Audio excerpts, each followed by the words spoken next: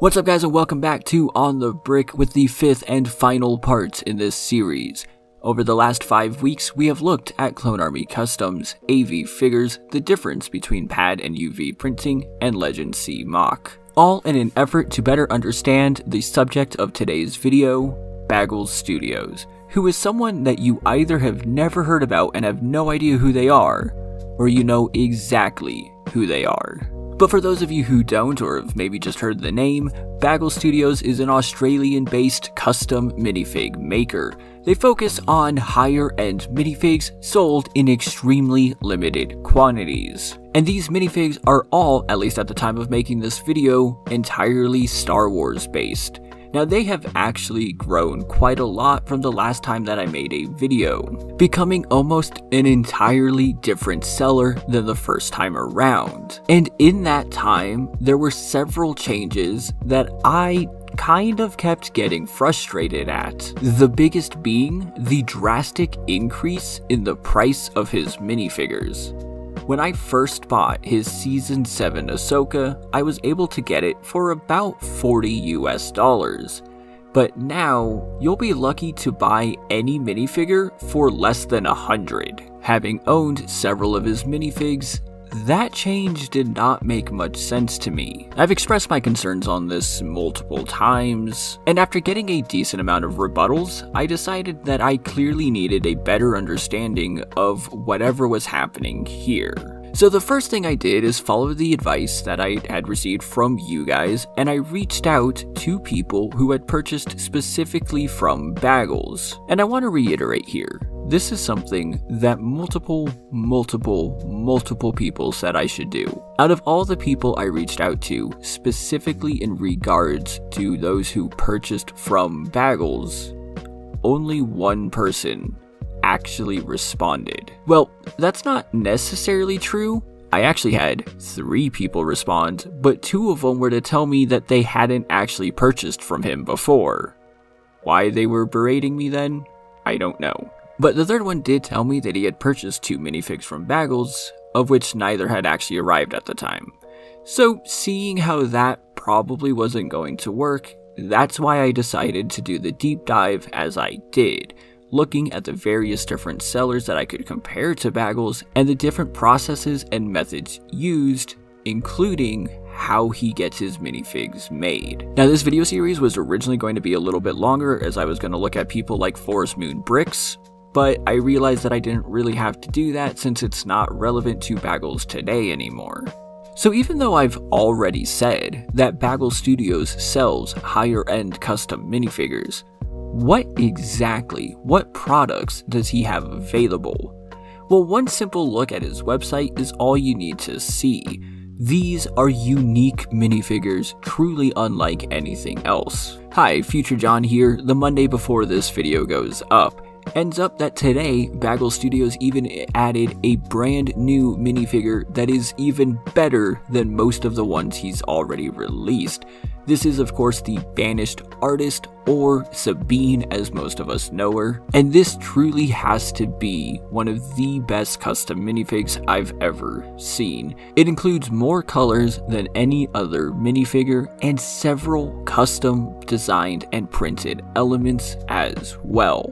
To me, this is the perfect example of what BagglesStudios is capable of, because the type of effort and love that you see in this single minifigure is what he puts in to everything that he creates. For instance, this exiled scrapper not only comes with like dirt marks and cross stitches, but also a custom lightsaber. This Ahsoka not only has a unique design for her Season 3 outfit, it also includes wraparound arms, custom lightsabers, a custom lightsaber blade, 2 different heads with 2 different expressions on each head, and of course the custom Leku as well. And one of my personal favorite elements that he's made is this Darth Vader. While the main body is honestly nothing too special, it's just Darth Vader, what stands out about this is of course the broken helmet.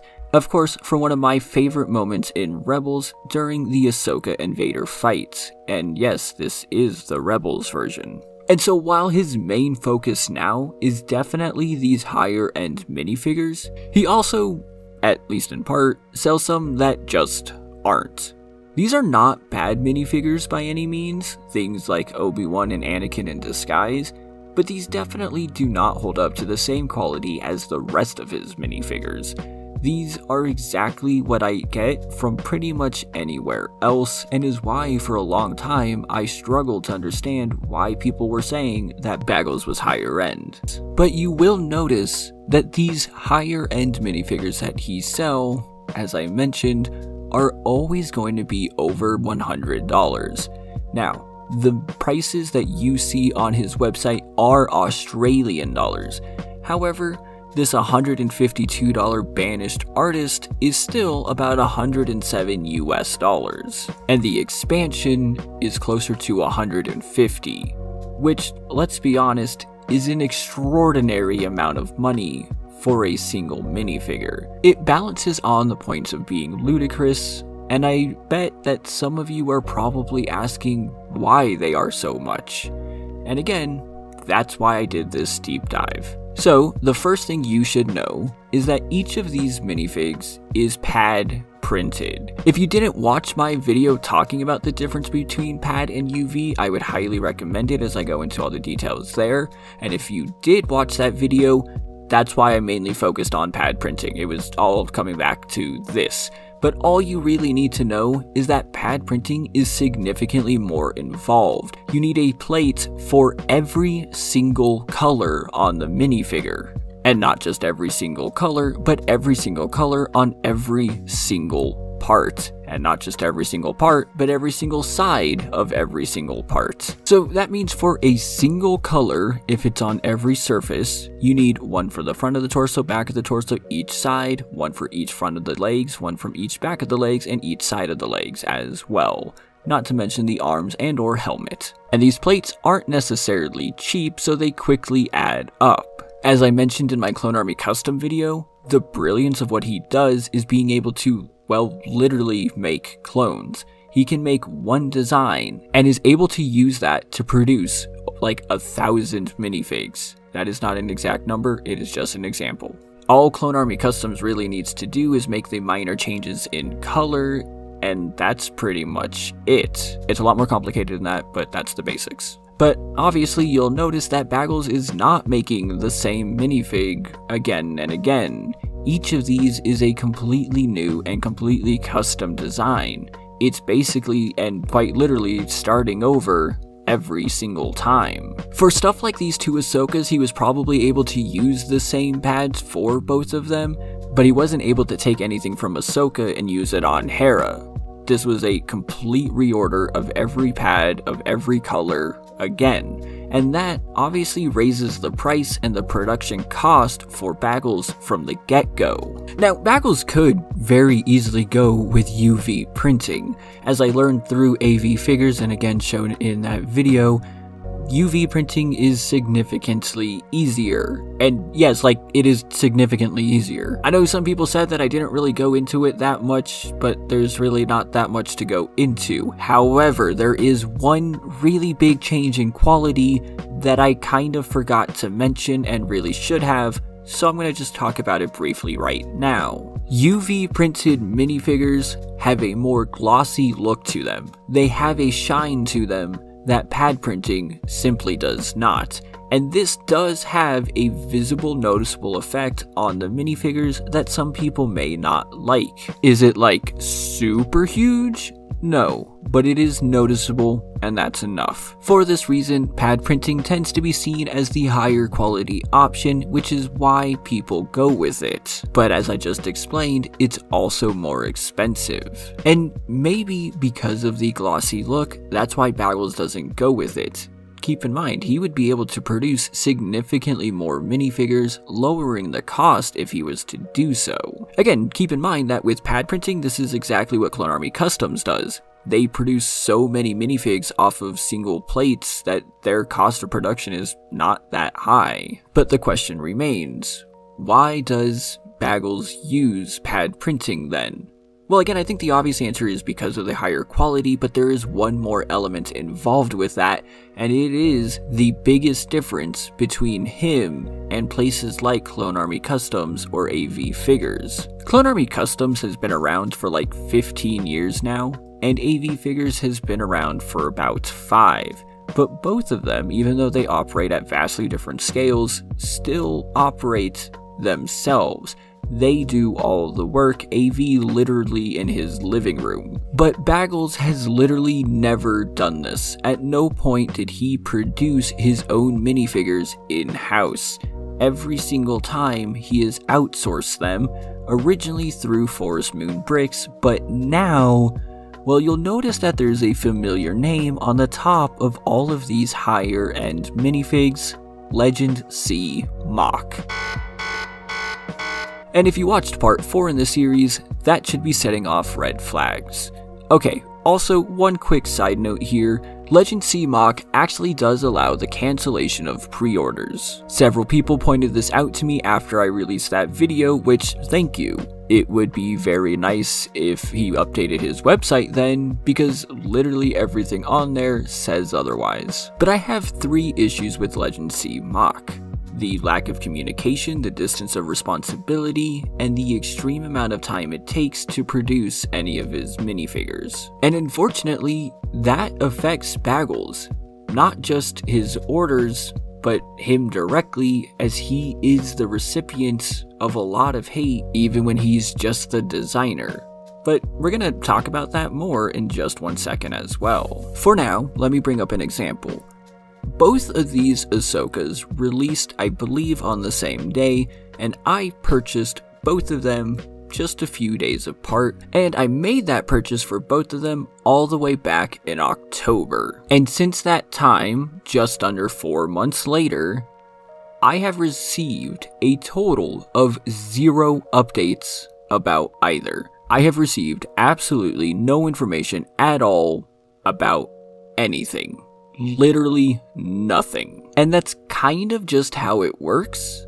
And just like with Legend C Mach, I personally believe that's a problem. Again, we're not talking about like $20 here. We're talking about hundreds. And there is a responsibility that comes with that. Now, one really big difference that I do really appreciate with Baggles is that he loves answering questions. I mean, he puts out a Q&A like every other week, and from what I've seen is pretty active on his Discord. But, well, you don't have to answer every question. So, first of all, he does answer a lot of questions, which I know what I just said, but is really nice. So there might be an understandable worry about missing an important update there. But you really shouldn't worry, because most of the time, those updates are like this. Well, that's not really an answer. And I'm also sadly not really cherry picking because this was just a few slides later. Okay, but look, in all honesty, again, and to be completely fair to him, it's because he doesn't really know that information. It is outside of his control. He just designs these, gives them to Legend, and it's up to Legend to make. And like we learned last video, unfortunately, Legend does not take the responsibility of actually knowing when these things will be produced or having even a rough estimate. So, how long does it actually take to get a minifigure from Baggles then? Well, on January 17th, he posted this on his Instagram story stating, "Look what has arrived," in reference to the Umbaran minifigs that he has made. Also the mural, which is really cool, but we're going to focus on the Umbaran minifigs here. So, that's awesome. But do you know when those, and the murals for that matter, went up for pre-order? The very first time people were able to give Baggles their money for this minifigure? April 20th of last year. These minifigures went up for sale in April of 2022 and only arrived to Baggles in January of 2023. That's an 8-month wait period for what's honestly a rather simple minifigure. This Umbaran is not anything special, at least not compared to some of the newer minifigures he has made since then. And that still took 8 months. Do you know how many minifigures he has released since then? If you went off of his website, you would think maybe 6. But that's not correct. Looking at his Instagram, the more correct answer is actually 20 plus Wave 5 and several different expansion packs. To me, that's pretty questionable and borderline not okay. Why?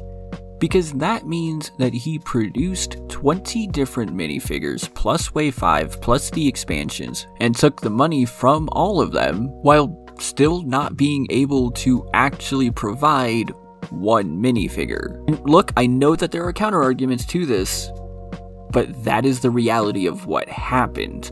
Yes, I know, again, that this is outside of his control. He outsources it, it is on Legend C Mock to produce. But the problem is that he also sells these on his website and actively advertises them. He is the point of sale for these, not Legend C Mock, even if it's on Legend's website. And what that means is that he becomes the responsible party, getting these minifigures out in a reasonable time, answering the questions that customers have. It is all on him to answer, even if he thinks that's not the case, which, Baggles, if you happen to be watching, unfortunately, yes it is, because you are the one taking people's money, you are the one responsible. You cannot just deflect to Legend. That's not how this works.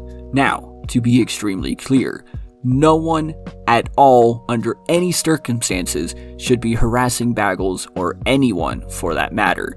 That is quite a pathetic thing to do, and the only one you're hurting is really yourself. It's easy to hide behind the privacy of your computer or phone screen, but remember, there is a real human on the other side of that. I do not at all condone any of the hate that has gone towards Baggles. Literally everything I have seen has shown me that he's a pretty great guy.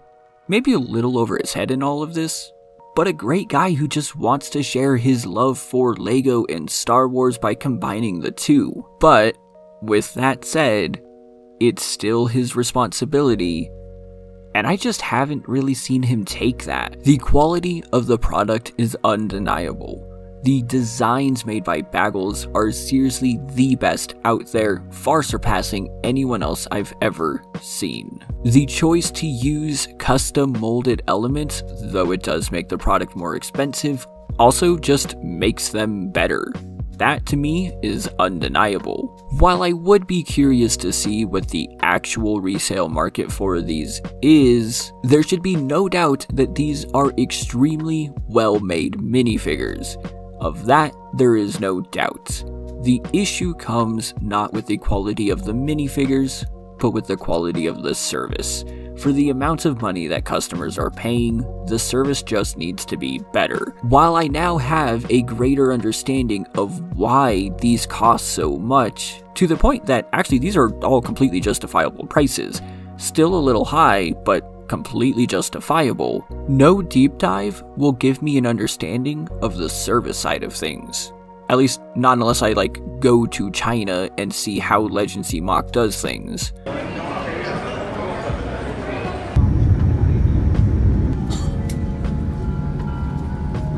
Okay, just kidding, I'm not actually doing that. It would be cool, but I don't have the money for that. Long story short, you will get your product, and you will get a great product. You're just gonna have to pay a whole ton of money, and then wait for maybe a year, while getting pretty much no updates for significant periods of time. Do I recommend them? Well, honestly, that's up to you and your preferences. Me, I don't make an effort to buy from them, but there have been a few minifigures that I've gotten, and I'm okay waiting for. I do have some other issues with him, like the forced scarcity, but that's neither here nor there. So let me know your thoughts in the comments down below, and remember to like this video if you liked what you saw, and consider subscribing if you want to see future deep dives and reviews of all things custom LEGO.